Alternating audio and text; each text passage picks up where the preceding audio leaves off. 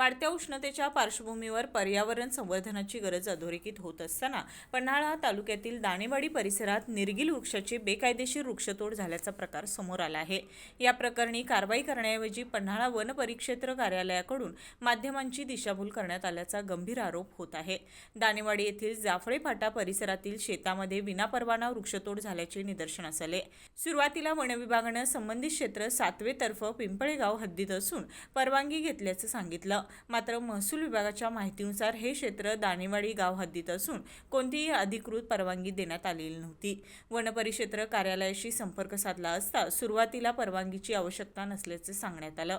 मात्र पुढील चौकशीनंतर वन परिक्षेत्र अधिकारी अजित माळी यांनी विनापरवाना वृक्षतोड झाल्याचं मान्य करत संबंधितांवर कारवाईचे आश्वासन दिलं। दरम्यान एक झाड तोडल्यास 5 झाडे लावण्याचा नियम असतानाही त्यांची अंमलबजावणी होत नसल्याचं स्पष्ट झालं आहे। त्यामुळे वन विभागाच्या कार्यपद्धतीवर प्रश्नचिन्ह निर्माण झाले आहे। पन्हाळहून दत्तात्रय धडे।